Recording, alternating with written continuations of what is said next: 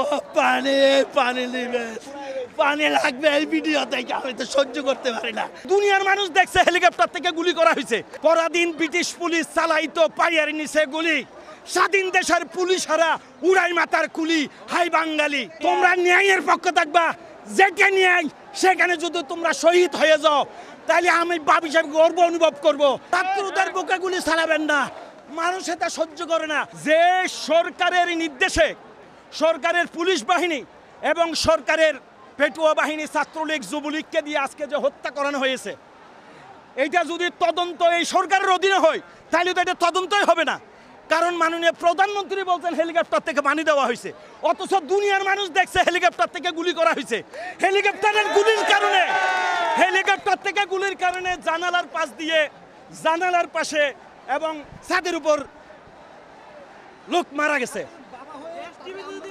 আমি আমার ছেলে চট্টগ্রাম বিশ্ববিদ্যালয়ের আইআরের ফাইনালের ছাত্র, আমার মেয়ে প্রধানমন্ত্রী কর্তৃক পুরস্কার প্রাপ্ত অনার্স মাস্টার্স করা ইংলিশে।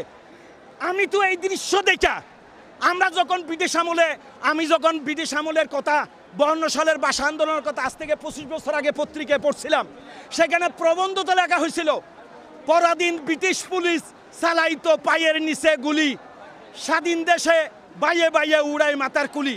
আজকে এইটাকে আমরা এইভাবে গাইতে পারি, পরাধীন ব্রিটিশ পুলিশ চালাইতো পায়ের নিচে গুলি, স্বাধীন দেশের পুলিশেরা উড়াই মাথার কুলি। হাই বাঙালি, আজকে যেভাবে গুলি করা হয়েছে, আমি যাত্রাবাড়ি কদমতলী এলাকায় ছিলাম, আমার কাছে আমি দেখছি 1 মিনিটে না হলে 2000 গুলি করা হয়েছে। 800 অধিক লোক সেখানে গুলিবিদ্ধ হয়েছে, 22 জন নিহত হয়েছে। একই স্কুলের 5 জন ছাত্র এখনো নিখোঁজ অবস্থায় আছে। আজকে যে শহীদের যে তালিকা দেওয়া হচ্ছে এটা সঠিক নয়, এর থেকে কয়েকজন লোক, কয়েক গুণ বেশি লোক শহীদ হয়েছে এখানে।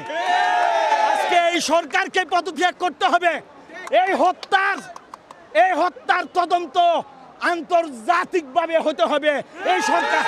এই সরকারকে আমরা বিশ্বাস করি না, জনগণ বিশ্বাস করে না, ছাত্র সমাজ বিশ্বাস করে না। আমি একজন অভিভাবক হিসেবে, আমি বাবা হিসেবে এখানে আমার মেয়ে এসেছে, আমার ছেলে এসেছে, আমি তাদেরকে করে আটকায় রাখতে পারি নাই।